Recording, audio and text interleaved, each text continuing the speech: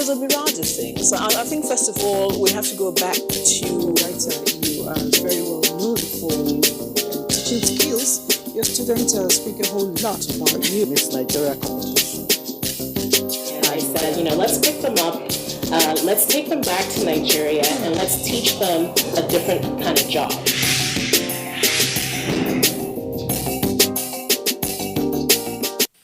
Hello, nice to have you on the show, The Woman. I am Elizabeth Amai, and what we do here is to go all out, bring you the best of personalities.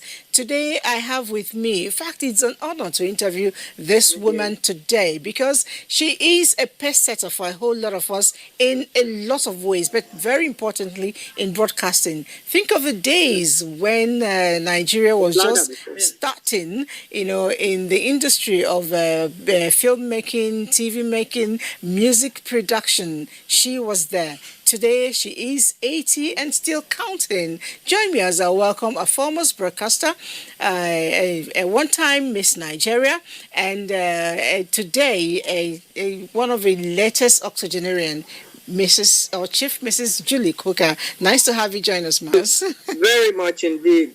To be talking to London. All right, so we are speaking with Chief Julie Coker from London. Now, I want to start. How does it feel like to be 80? To be 80?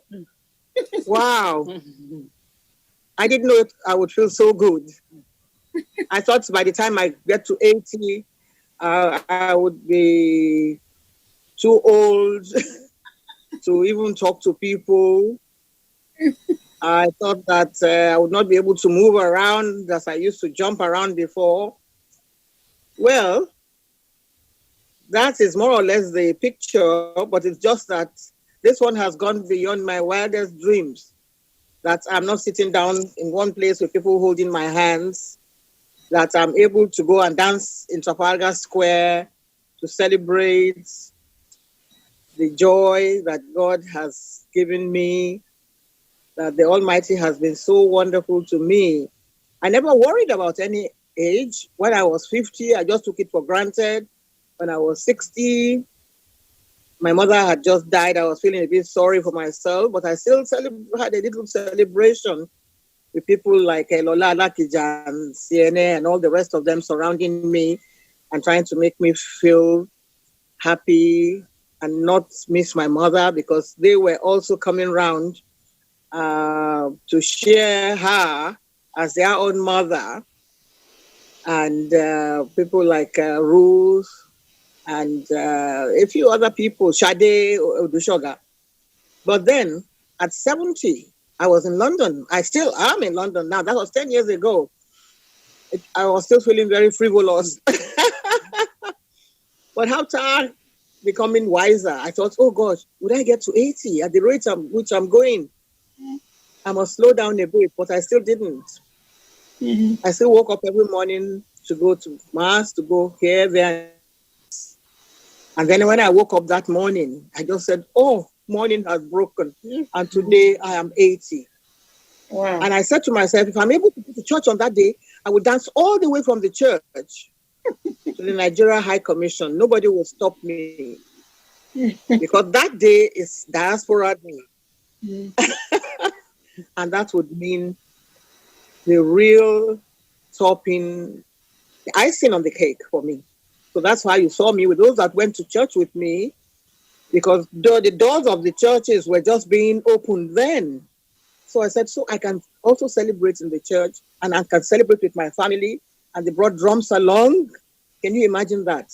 Nigeria High Commission is adjacent to Trafalgar Square and on the other side of 10 Downing Street. So I wrote a letter to the Prime Minister to let him know that I was going to be 80. So if you hear drumming outside, it shouldn't be. Then that is Julie right in front of 10 Downing Street. The first time I met him, he was mayor of London, and that was in Trafalgar Square. I said, history is going to repeat itself. People were coming to the High Commission to celebrate, but we got there before them, and we were already beating the drums and dancing. Us beating the drums right in Whitehall, where they march up and down on Remembrance Day. we were the ones going up there. So I pray that other people will get to this age and will be able to celebrate. I didn't realize that even in Nigeria, people were thinking of me.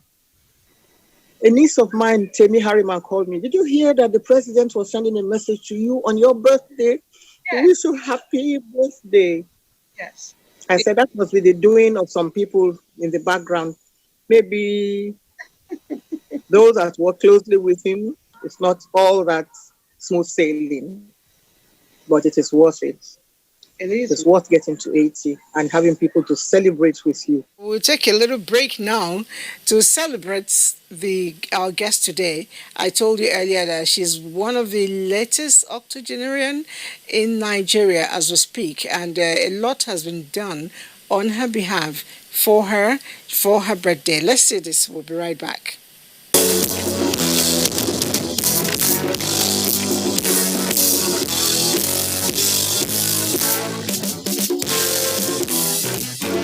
She is extremely well informed, very, very current. At 80, she has not slowed down mentally at all. Julie was one of the probably 3 first females on television in this country. Julie is somebody who has a lot of empathy, very generous. She gives and forgets herself in giving. She is one of the rare people who are very highly talented, who, though would soar to great heights, and yet remain still connected to their roots.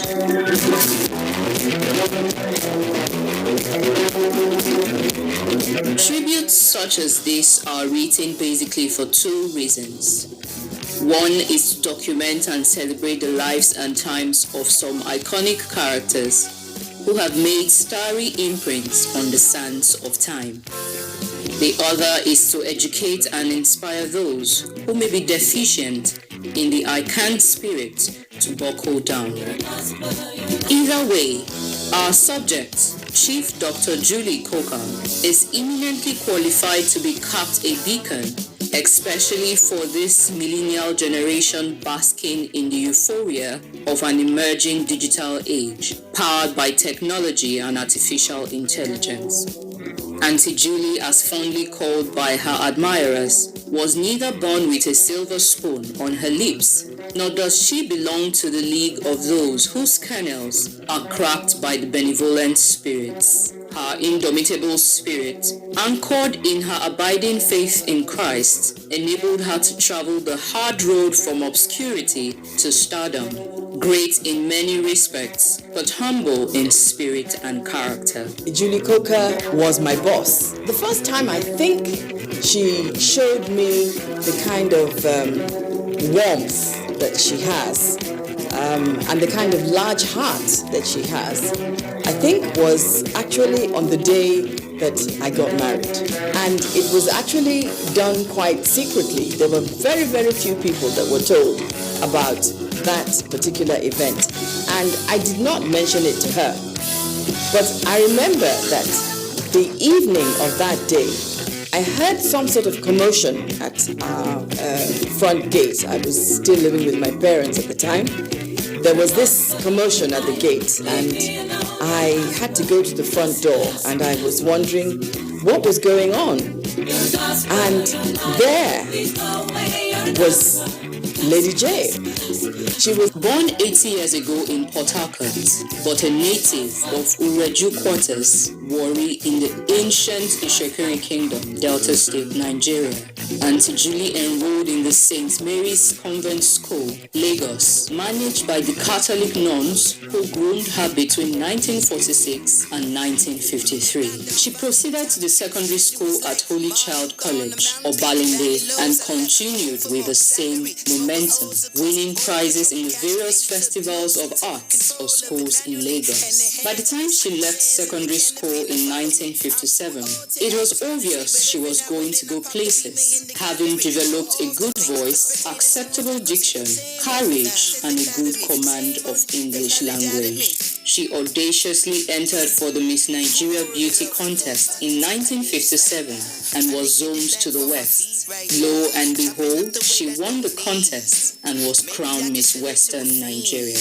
Justice Igodaro, the then Attorney General in the Western region, who made it possible for her to join the Western Nigerian Television, WNTV, the rave of the moment, on November 9th, 1959, as a presenter.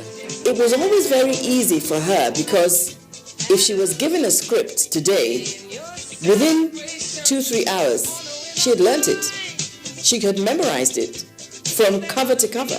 Auntie Julie proved her mettle on the job, and the reward was the numerous training programs she benefited from, starting with Anglo Television, Warwick, England, the British Broadcasting Corporation, courses in the United States of America, study tours of Germany and Russia, as well as many other African countries. Some of the programs she anchored at Western Nigerian Television, Ibadan, were Youth Quiz and Variety Show, Young Voices with Dayo Dedake, the famous composer, What is Cooking, which later became Family Menu. On joining the Nigerian Television Service, Lagos, now the Nigerian Television Authority, she created and anchored the following programs: Feminine Fancies, Barbie Show with Mike Enahoro, Listen to Us, a youth program where the youth are expected to express their views freely, Julie's Choice, popularly called JC, created by Adamu Augi, Drum and Dance, a cultural half-hour show, Lagos Scope magazine. She had this to say about her preference for working with children. I derived more pleasure working with kids, for the love and joy radiating from the faces of the innocent kids in the studio are enough to sustain me for the rest of my life. She had some stint working on children's programs. And I think she probably was happiest when she worked on the children's programs. She had some kind of an affinity for kids. She's somebody that has a lot of talent. An author, a singer, an artist, a broadcaster. Everything artistic is Julie. Just like the way Auntie Julie delved into beauty pageants to prove a point, she also made a foray into the world of music between 1976 and 1981, producing 3 albums. For those who know her history, her romance with music did not come as a surprise. Most of her songs are in the Ishekiri language, her mother tongue, and they were inspired by her mother, who was vast in Ishekiri folk music. One of her most popular tracks is Ereyo, Sweet Melody in Ishekiri. The albums attracted reviews both at home and abroad, and Ereyo has been remixed by an American rap artist, Anderson Peak. It will require a longer airtime to talk about Auntie Julie's toil and labor, her single-handed role as a breadwinner and provider for her immediate and extended families, her years of responsibility for the development of many individuals, family and non-family alike, most of them who by His grace stand on their own today. But all that is another story for another episode. I wish her a very happy birthday. I wish her many more years of good health. And I hope many of the younger ones coming behind have something to learn from the way she carried herself all through her professional years.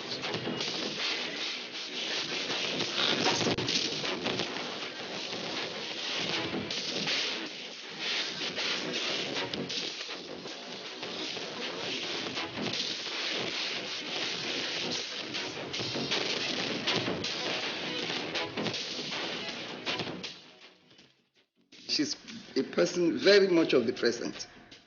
She doesn't dwell on the past. That is a wonderful gift for anybody to have. I love her. I wish her all the best.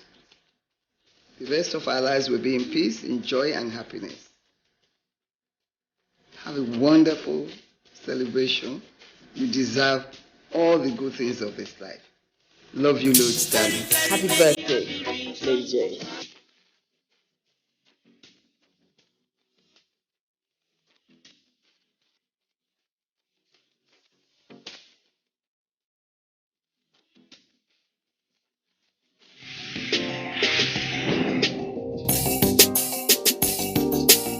At a point, I mentioned earlier that this journey, which I am, you started it for a lot of us here in Nigeria as a presenter, as a presenter in NTA, then NTV. You paid your dues, you did very well. I'd like to know, could you recall things that excited you, moments that excited you, as much as there were challenges too, as you did your job as a young presenter in NTA? What was it like for you? The journey has not been easy. It's just that I feel happy that I've been able to touch so many lives. All my colleagues, I remember all of them right from the very beginning. Those that I've learned from, like Nike Agbaje Williams, Nelson Epaye, Victor Adeniyi, Shola, people that I started work with in those days. Ted Mokoro was also one of us there, and Kehinde Addition, Mark Oviagele, and Bruce, of course, his senior brother. We were all, there's a picture of all of us, and I was the only girl at the time, and somebody was saying, where is this, where is that? I said, well, I sort of worked more closely with the men because they encouraged me a lot. And I was able to have draw a lot of comfort from being loved by all members of the team. We worked as a team then. And if I wasn't making too many mistakes, but at least they made sure that I never even stumbled or knocked my feet on any stone as we were, learning this new trade. Not even in our wildest dreams would we have imagined that we'll be seen in different parts of the world. I'll be sitting in front of the camera and talking to people. And here I am talking from Nigeria, from London to Nigeria. So it was really a vision that we couldn't even bring to reality in our own minds. It is what comes out of the mouth of the newscaster that people will believe and hold on to. And these are some of the things, the values that we have been able to imbibe, even from the older ones. First of all, we had the technical partners who were from here in London. We learned a bit of some of the things that we went to study in America. But then you have to pass on the message to other people.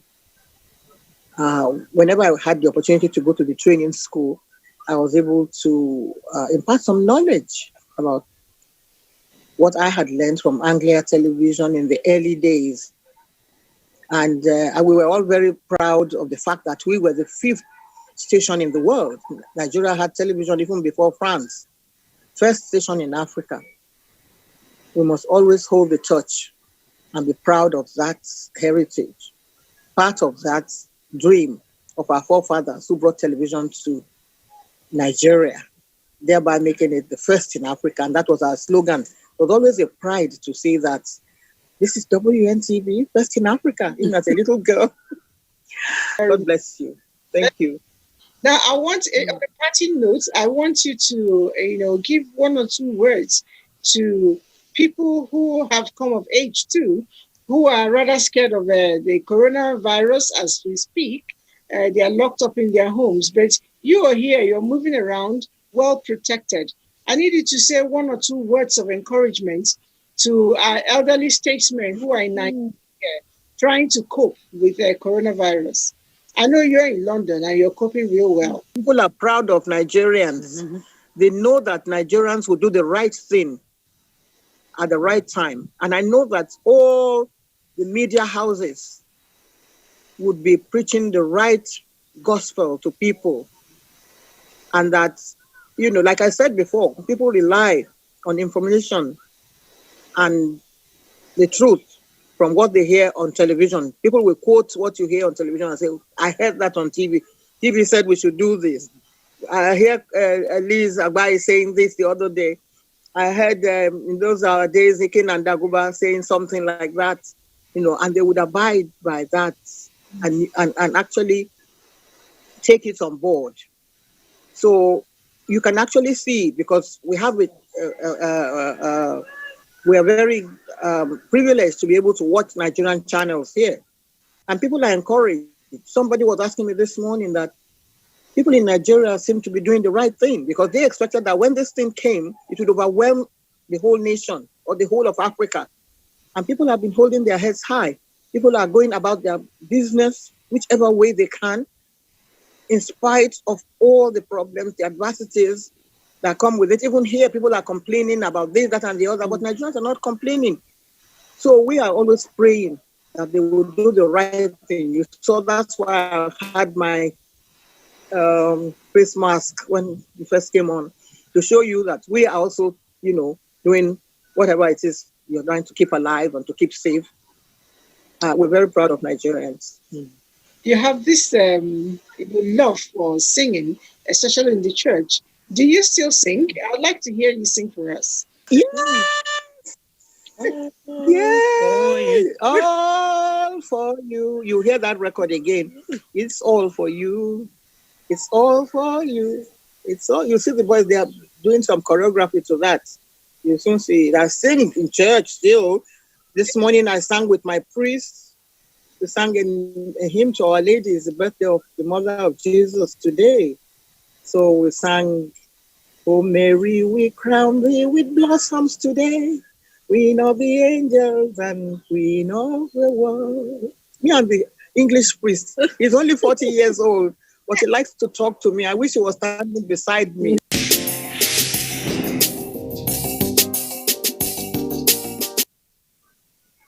Love is what keeps the world going round.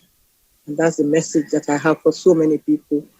Love yourself, love your neighbor, just as the Lord himself tells us to do. Hey, thank you for coming on the show. It was wonderful having you.